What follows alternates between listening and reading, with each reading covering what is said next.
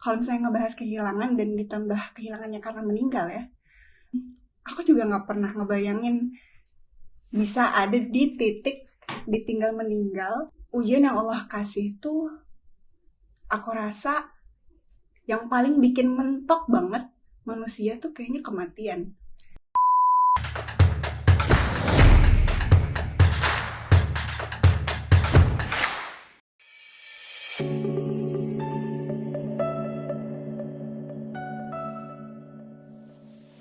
Halo, Assalamualaikum warahmatullahi wabarakatuh. Kembali lagi bareng saya Putri Akila Ramadhani di acara podcast Asumsi Bersuara. Setelah sekian lama akhirnya kita podcast lagi, dan kali ini kita kedatangan perempuan keren ya. Halo, salam kenal Kak Mutma. Halo, Assalamualaikum. Waalaikumsalam. Gimana Kak Mutma kabarnya? Alhamdulillah. Ini pertanyaannya kalau ditanyain kabar tuh agak kayak sensitif ya.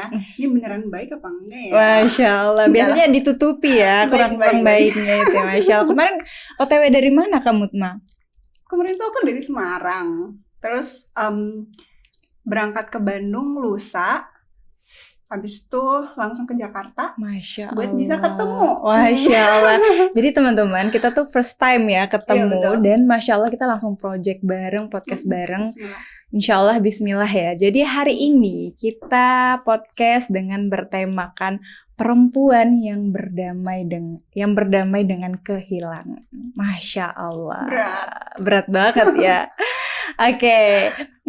Kalian kan mungkin penasaran ya. Aku juga penasaran kayak kira-kira gimana sih awal mula Kak Mutma ini bisa terjun menjadi content creator muslimah gitu. Karena Kak Mutma ini kalau kalian mau tahu, beliau ini aktif di sosial media, TikTok, Instagram, biasa sharing tentang outfit-outfit muslimah yang kekinian gitu. Nah, kita pengen tahu nih Kak, gimana sih awal mula Kakak terjun di dunia itu? Dulu tuh aku lulus kuliah dulu Kak. Lulus kuliah 2022, ternyata qadarullah Allah langsung kasih aku kerjaan, tapi jadi model syar'i. Masya Allah. Kondisinya waktu itu aku belum syar'i Kak. Okay. Memang aku udah nggak pakai celana, tapi boro-boro pakai cadar ya waktu itu. Tapi karena ya udah dapet rezekinya itu, aku ambil lah gitu kan. Lama-lama kebiasaan pakai cadar. Rasa nyaman ya. Betul. Masya Allah. Itu kayak 3 bulan kerja deh. 3 bulan kerja terus aku ngerasa nyaman, akhirnya aku memutuskan untuk pakai cadar beneran. Itu di 2023 Januari. Masya Allah. Terus nggak lama dari situ ternyata ya udah aku resign. Terus aku pikir untuk jadi perempuan bercadar tapi kerja bebas itu tuh nggak semua sektor mau nerima. Betul. Ditambah dulu aku kuliahnya pariwisata Kak. Oh Masya Allah. Jadi bertolak belakang banget sebenarnya. Kalau aku mau kerja di sektor pariwisata tuh nggak mungkin gitu kan. Jadi aku pikir ya udah deh, gimana caranya aku bisa apa ya bahasanya kayak jual jasa aku lah ya. Yang aku udah pakai cadar dan aku pengen share juga. Aku dulunya nggak yang pakai cadar tapi aku hijrah dan aku bisa gitu kan. Ternyata Allah kasih rezekinya di situ sampai sekarang. Masya Allah, keren banget ya teman-teman. Jadi kalau kita niatnya baik ya Kak Mutma ya, prosesnya. Jadi kalau selagi teman-teman punya niat yang baik, menikmati prosesnya pasti Allah mudahkan dan kita berhusnuzon sama Allah ya pastinya. Oke. Kita masuk ke pertanyaan selanjutnya ya Kak Mutma ya. Bismillah. Hal sederhana apa yang membuat Kak Mutma jatuh cinta sama diri Kak Mutma sendiri? Self love ya. Aku yakin banget kita semua tuh udah dikasih apa ya, bentukan yang terbaik yang Allah kasih buat kita kan. Dengan segala kekurangan dan kelebihannya, aku rasa aku sangat bersyukur dan cinta lah sama diri aku sendiri dengan segala macam kekurangannya juga gitu. Tapi kalau misalnya boleh sebut satu, aku ngerasa senang dan bersyukur banget karena Allah kasih kita semua akal ya, akal untuk bisa berpikir dan segala macam. Tapi I would say kalau aku cukup kritis orangnya. banyak hal yang aku pikirin itu secara mendalam ya. Orang-orang bilangnya overthinker. Tapi ternyata dari karakter itu yang Allah kasih, aku jadi bisa untuk memutuskan banyak hal-hal besar di hidup aku. Oke. Berprinsip ya. Berprinsip. Terus aku juga selalu ngerasa aku tuh harus berkembang loh. Oke. Aku tuh harus jadi lebih baik loh. Apa ya yang ngerasanya tuh kayak aku nggak mau gini-gini aja gitu. Oke. Even pakai cadar pun itu semua kan atas kemauan sendiri gitu. Aku nggak ada background keluarga bercadar, aku nggak ada background keluarga yang Islami atau pernah mondok mungkin, enggak gitu. Jadi dari pemikiran-pemikiran itu yang Masya Allah ya, kalau bukan karena bimbingan Allah mungkin juga nggak akan gitu. Itu sih paling. Masya Allah ya. Jadi kita tuh harus mencintai diri kita sendiri sebelum mencintai orang lain. Baik orang tua, baik pasangan, keluarga. Jadi usahakan kita mencintai diri kita sendiri dulu, apa adanya yang ada di diri kita. Bagaimana bisa kita mencintai orang lain sebelum kita mencintai diri kita sendiri ya. Oke, kita masuk lagi ke pertanyaan selanjutnya. Kak Mutma ini kan terkenal ya sebagai perempuan hebat, perempuan keren ya dengan ceritanya. Saya kenal Kak Mutma ini juga dari TikTok BTW teman-teman, dengan cerita pengalaman beliau ya. Bagaimana cara Kak Mutma berdamai dengan sesuatu atau seseorang yang tidak bisa Kak Mutma miliki lagi? Boleh tarik nafas dulu nggak? Boleh Kak Mutma. Ini pertanyaan poin utama ya sebenarnya dari pembahasan kita. Mungkin aku perlu cerita dulu sedikit kali ya ke teman-teman yang belum tahu. Aku beberapa waktu lalu ngerasain kehilangan. Ya aku anggap itu ujian terbesar yang pernah aku rasain. Singkatnya, aku kenal salah satu orang, mungkin kayak cuma 3 bulan doang. Masya Allah. Terus di bulan keempat kita prepare untuk khitbah. Dan qadarullah di bulan kelimanya ternyata beliau meninggal, diambil sama Allah. Kalau misalnya ngebahas kehilangan dan ditambah kehilangannya karena meninggal ya, aku rasa nggak ada orang yang siap kan. Betul. Aku juga nggak pernah ngebayangin bisa ada di titik ditinggal meninggal dan segala rencana yang udah disusun itu hancur ya. Ternyata Allah kasih ujian luar biasa itu di umur aku yang masih 23 ini. Masya Allah. Ternyata bikin aku sadar akan banyak hal gitu. Ujian yang Allah kasih tuh aku rasa yang paling bikin mentok banget manusia tuh kayaknya kematian. Mungkin kalau kita dikasih ujian soal rezeki, soal pekerjaan, soal orang-orang sekitar, kita masih bisa mengandalkan akal kita, mengandalkan orang-orang sekitar kita untuk apa ya solusinya? Kita harus ngapain ya supaya let's say bisa dapat kehidupan yang lebih layak mungkin, atau kita bisa keluar dari suatu problem sama orang. Itu solusi yang kita masih bisa usahakan. Ternyata kalau ditinggal meninggal, mentok. Jadi hanya bisa berpasrah. Gak bisa, aku gak bisa ngapa-ngapain gitu loh. Sampai di momen yang wow, ternyata gue tuh selemah itu loh. Gue tuh gak punya daya apa-apa untuk mewujudkan even rencana yang itu baik ya gitu, untuk kita mau menikah segala macam. Tapi ternyata Allah yang lebih berkehendak kan. Sadarlah aku akan hal-hal itu. Tapi alhamdulillah juga Allah kasih kekuatan yang aku juga gak pernah bayangin ya.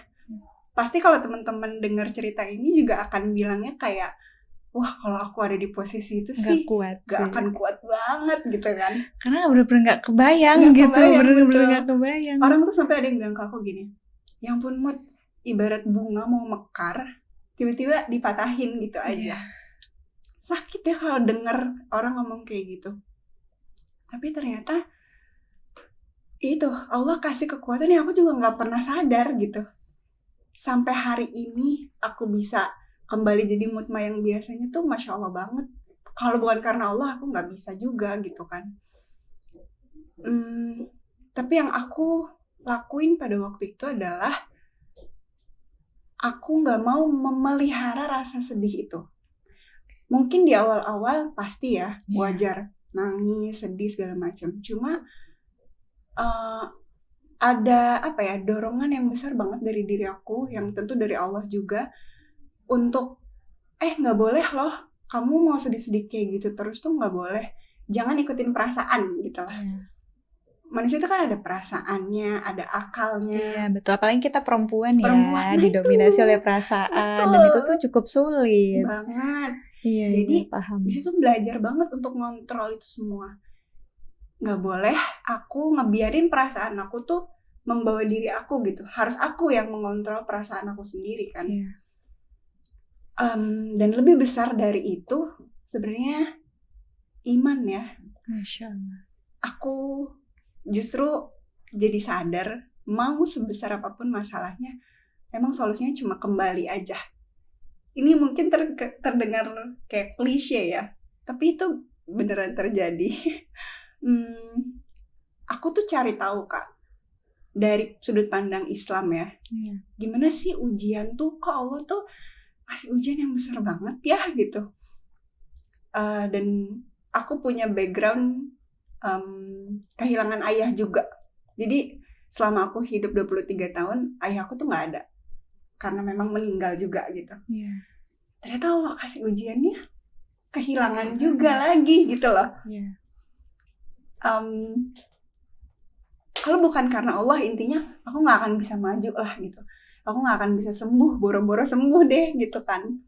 Terus aku pokoknya cari tahu deh gimana sih sudut pandang Islam memandang ujian.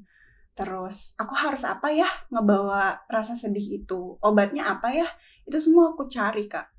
Aku cari tapi dari sudut pandang Islam. Karena balik lagi kalau misalnya nih aku juga curhat ke orang, aku minta semangat dari orang, tapi ternyata jauh lebih besar dari itu. Aku cuma perlu mengembalikan semuanya lagi ke Allah gitu. Aku harus belajar lagi. Aku harus cari tahu hakikat hidup aku. Itu besar banget kan gitu. Sampai akhirnya, oh Allah tuh ngasih ujian kayak gini justru bentuk cinta Allah yang luar biasa gitu kan. Betul, Masya Allah. Aku tahu ini ujian sulit banget, tapi pelajarannya juga besar banget. Aku yakin gak semua orang merasakan ujian sebesar itu ya. Dan tidak semua orang mampu untuk melewati masa-masa itu, Masya Allah. Alhamdulillah. Jadi balik lagi untuk bisa mengobati diri dari rasa kehilangan itu benar-benar cuma Allah aja gitu. Dan aku percaya sama janji-janji yang udah Allah bilang gitu di Al-Quran dan hadis gitu kan. Kayak Allah gak akan mungkin ngambil sesuatu kecuali diganti dengan yang lebih baik. Jadi aku memperbesar rasa yakin aku, betul. Husnuzon aku memperbesar keimanan aku untuk bisa percaya gitu. Karena kalau cuma ngandelin perasaan dan logika, mungkin kata-kata yang ada di Al-Quran pun gak akan masuk gitu ke aku. Betul. Ternyata memang butuh iman untuk bisa percaya sama apa yang Allah bilang di Al-Quran tuh jelas kan. Jadi setiap aku sedih atau apa di awal-awal kehilangan, cari tahu dan ternyata oh ya, kita kalau dikasih ujian tuh ternyata ya udah sabar, sholat gitu kan. Setiap aku sedih langsung inget-inget. Terus aku juga merasa yang lebih besar dari itu adalah aku harus bisa belajar bersyukur bahkan di saat lagi ada ujian. Kalau ujian identik dengan sabar, dikasih nikmat, syukur. Ini sekarang lebih besar. Kamu harus bisa tetap bersyukur bahkan di tengah-tengah ujian. Jadi kan gimana caranya aku bisa mensyukuri sebuah kematian seseorang? Kan susah. Tapi ternyata bisa. Kalau dilogikakan tuh susah Nggak ya. bisa, betul. Jadi besar banget sampai akhirnya oh iya, banyak hal-hal yang intinya bikin aku tuh speechless sendiri gitu. Oh, maha baik Allah gitu. Allah bikin semua takdir hidup aku kayak gitu. Tapi aku juga yakin nggak mungkin takdir itu ngebawa aku ke keburukan gitu kan. Betul. Jadi intinya aku belajar banget lah untuk tetap bisa bersyukur bahkan di atas ujian yang luar biasa itu. Masya Allah tuh. Nggak semua orang tuh bisa ya berada di posisi itu dan mampu untuk melewati masa-masa itu. Jadi intinya kehilangan apapun kita, baik orang tua, pasangan, keluarga, apapun yang Allah ambil, memang sejatinya Allah tuh hanya menitipkan. Betul. Bahkan kita ada di dunia pun hanya Allah titipkan, apapun semuanya itu hanya titipan bagi Allah. Tidak ada yang kita miliki, baik pasangan, orang tua, anak, semuanya itu hanya Allah titipkan saja kepada kita. Dan ketika Allah mengambil apa yang sudah Allah titipkan, kita memang harus bisa berusaha belajar mengikhlaskan, walaupun kata-kata ikhlas itu mudah diucapkan tapi sangat amat berat untuk dijalani. Nah, salah satunya kata-kata tadi adalah kita tetap harus berhusnuzon ya kepada Allah, berhusnuzon akan takdir-takdir baiknya Allah. Terkadang manusia itu tidak paham cara berkomunikasinya Allah kepada kita.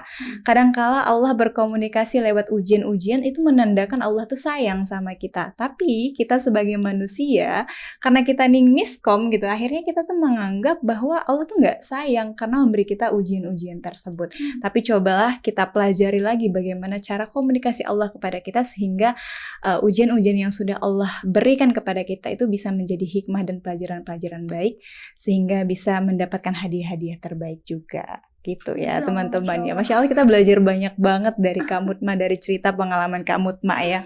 Kita lanjut ke pertanyaan selanjutnya ya Kak Mutma. Makasih ya udah sharing ya Kak Mutma. Aku tahu pasti itu bukan suatu hal yang mudah untuk bisa diceritakan, tapi Kak Mutma keren banget bisa menceritakan dengan tenang, dengan sabar.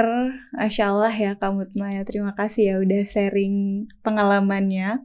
Semoga kita bisa belajar mengambil hikmah dari cerita-cerita Kak Mutma.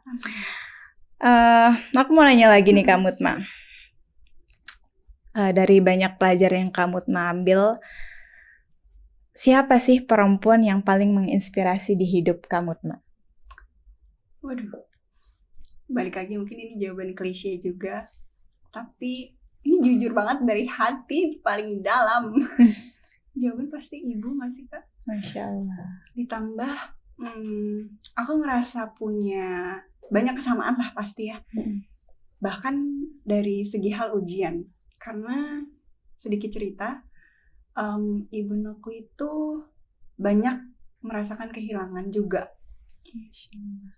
Jadi di tahun 2000 itu ibunya meninggal.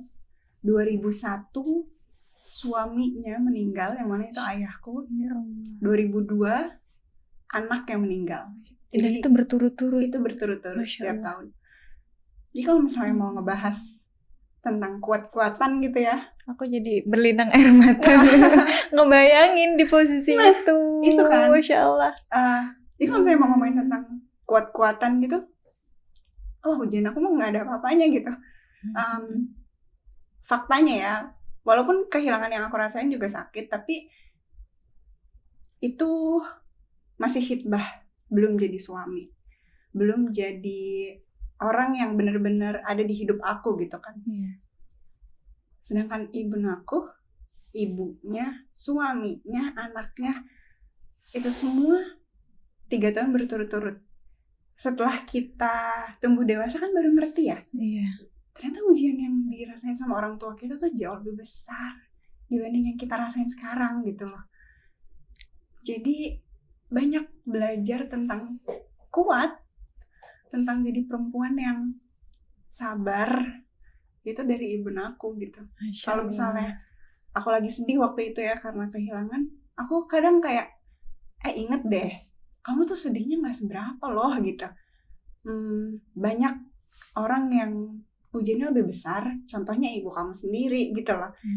Itu semua aku lakuin supaya aku bisa keluar dari rasa sedih itu kan. Memelihara rasa sedih itu nggak enak loh. Betul. Untuk sedih, nangis, kecewa dalam jangka waktu yang lama tuh menguras energi banget kan. Makanya selalu berusaha untuk ayo keluar, jangan ngerasain itu terus gitu. Jadi ya udah, salah satunya dengan cara melihat orang-orang sekitar yang ujiannya lebih besar tentunya. Masya Allah. Jadi aku paham kenapa laki-laki itu ketika dia menginginkan anak-anak yang soleh-solehah, yang dianjurkan itu bukan mencari perempuan yang berpendidikan tinggi, perempuan yang soleh, tapi ketika dia memilih calon istrinya, pasangannya. Dan kenapa? Karena kita lihat dari cerita Kak Mutma bahwa seorang ibu beliau yang kuat, Masya Allah gitu kan, dari perempuan-perempuan yang hebat, perempuan-perempuan yang berakhlak mulia juga akan melahirkan keturunan-keturunan yang insya Allah yang soleh-solehah, terdidik. Jadi sebelum perempuan itu mendidik, dia harus terdidik terlebih dahulu, akhlaknya, sopan santunnya gitu ya. Masya Allah ya. Keren banget ibunya Kak Mutmanya juga keren ya, Masya Allah. Perempuan-perempuan keren pokoknya. Kita lanjut ya Kak Mutma ya. Apa hal paling indah yang lahir dari luka kehilangan Kak Mutma? Nah ini ya, tadi aku sempat mention tentang tetap bisa bersyukur bahkan di saat ujiannya datang gitu. Dari perjalanan itu ternyata aku bisa akhirnya ada di titik dimana ngerasa alhamdulillah justru gitu loh dengan segala ujiannya. Allah biarkan aku hidup walaupun dengan pengalaman-pengalaman yang gak enak, pengalaman ngerasain kehilangan, gagal nikah ya kita sebut, gagal nikah. Tapi pelajaran itu aku bawa gitu loh sampai sekarang. Dan pelajaran itu yang bikin aku jadi kayak sekarang juga. Ibaratnya tuh walaupun itu pahit, tapi mungkin memang harus melewati itu dulu untuk aku bisa ada di titik yang seharusnya gitu. Misal kita ngomongin tentang keimanan, untuk aku bisa merasakan hidayah kematian lah ya, karena gak semua orang ingat bahwa oh iya gue akan mati juga loh, orang-orang sekitar gue juga gitu. Itu kan hidayah juga ya. Itu tuh nggak semua bisa langsung masuk ke hati kan, tapi ternyata Allah kasih hidayah itu gitu loh. Walaupun iya betul di usia muda masih 23 kayak orang banyak yang mengasihani gitu ya, tapi itu pelajaran yang luar biasa banget. Aku tuh balik lagi bisa tetap hidup dengan segala pelajaran-pelajaran itu, yang itu nanti akan jadi bekal untuk aku ke depannya gitu. Setiap aku mikirin ujian apa lagi ya gitu-gitu, yang nanti akan Allah kasih, karena namanya hidup ya pasti akan selalu ada ujian. Tapi tuh rasanya yang kemarin juga aku bisa, Allah kasih kekuatan itu kok gitu, walaupun aku ngerasanya itu mentok kan, tapi ternyata Allah kasih kok gitu. Jadinya punya kekuatan yang ibaratnya tuh kalau bukan ditinggal meninggal lagi, mungkin gak akan terlalu berasa gitu lah. Jadinya hal paling indah itu menjadi Kak Mutma yang sekarang ya, di versi yang sekarang. Betul. Yang lebih baik, yang lebih sabar ya. Masya Allah. Mudah-mudahan lebih sabar ya. Amin. Kalau aku juga mau sharing ya. Boleh. Hal terindah yang terlahir dari lukaku adalah sebuah karya, yaitu buku. Jadi aku menulis buku ini dalam keadaan menangis ceritanya tuh. Jadi biasanya orang itu kan menulis dalam keadaan pertama jatuh cinta, kedua adalah terluka, dan aku salah satu orang yang menulis dalam keadaan terluka. Jadi aku juga pernah kehilangan ayah juga, ya kita sama. Kita anak yatim gitu. Ya sama. Terus juga aku gagal menikah juga di tahun 2022 pada saat itu. Nah, itu aku juga gagal menikah di Hamin 2 bulan, terus kita udah persiapan, udah semua, udah vendor dan lain-lain gitu kan, tiba-tiba gagal sebelah pihak, dan itu aku juga sempat dibilang kayak, oh alhamdulillah gitu, ternyata Allah nunjukin ternyata kamu tuh bukan perempuan yang baik-baik gitu. Waduh, Pada saat itu, kayak aduh sakit banget gitu. banget. Sebagai perempuan kita pasti terluka ya gitu Iya. kan. Nah di saat itu aku pasti lagi galau-galaunya, lagi sedih-sedihnya, kecewa-kecewanya, akhirnya aku sempat stuck beberapa minggu kayak nangis aja gitu, galau banget gitu.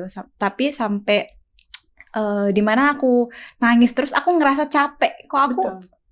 sampai air mataku udah kering gitu. Akhirnya di situ kayak aku nggak bisa nih kalau aku stuck di sini terus. Jadi akhirnya gimana aku bisa meluapkan emosi sedih aku itu dengan aku menulis. Jadi aku menulis buku perempuan ini pertama yaitu dalam keadaan aku terluka, patah hati, kecewa. Dari situlah akhirnya aku menuliskan selanjutnya dengan keresahan-keresahanku sebagai seorang perempuan itu sendiri, PR-PR sebagai seorang perempuan. Jadi ternyata nggak apa-apa loh kita terluka.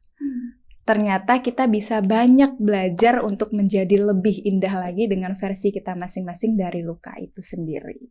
Itu ya teman-teman ya. Jadi Kena banget. jadi nggak apa-apa kalau teman-teman sekarang masih dalam proses luka, kecewa. Nggak apa-apa, nikmati lukanya, sedihnya, rawat luka itu sampai sembuh. Kalau sudah sembuh, tumbuhlah menjadi lebih indah dan lebih baik dari versi diri kita yang sekarang. Gitu. Amin, amin ya Allah. Lanjut ya Kak Mutma ya. Jika Kak Mutma bisa berbicara pada diri Kak Mutma sendiri, di masa kehilangan, apa satu kalimat yang ingin Kak Mutma katakan?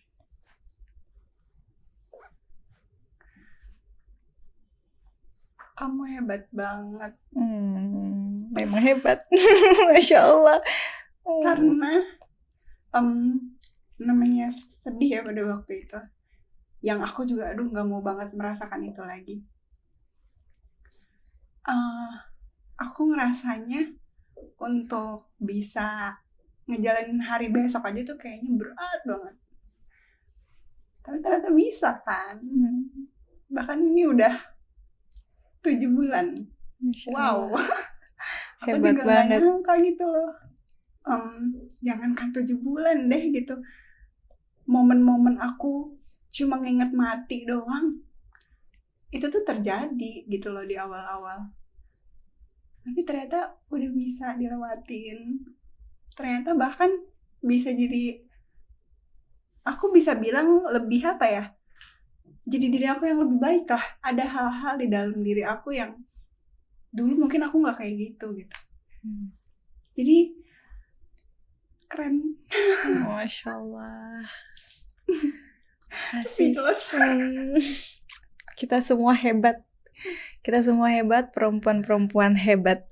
Ini terakhir nih ya Kak Mutma ya. Setelah semua rasa kehilangan itu, apa definisimu hari ini tentang menjadi perempuan yang utuh?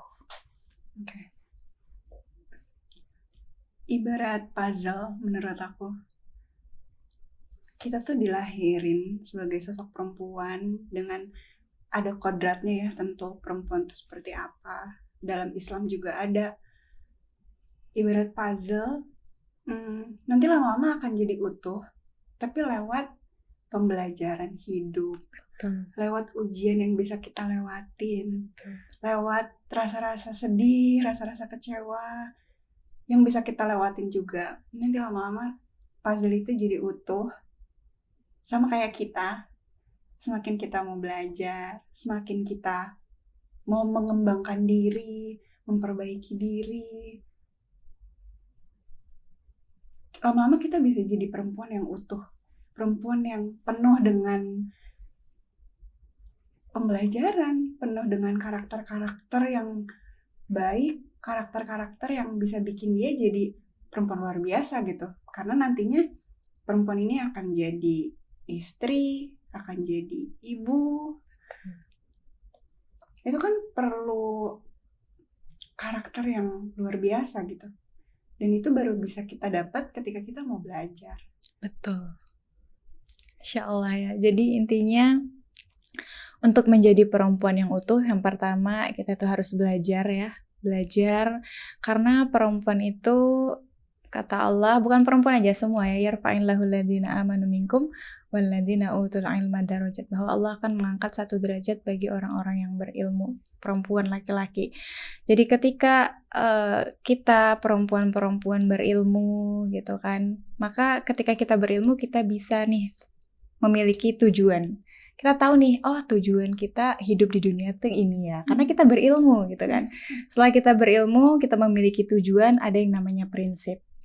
Ketika kita sudah punya tujuan, kita berprinsip bagaimana untuk bisa menjadi perempuan yang terdidik, bagaimana untuk bisa menjadi anak yang baik, mengusahakan menjadi istri yang soleha, ibu yang baik, seperti itu. Jadi untuk menjadi perempuan yang utuh, kita harus mencintai diri kita terlebih dahulu dengan cara belajar. Jangan pernah lelah untuk belajar, karena setiap hari dimanapun kita sedang berada, setiap hari itu adalah pembelajaran bagi kita semua perempuan. Masya Allah. Nggak terasa ya udah sampai di akhir ya Kak Mutma ya.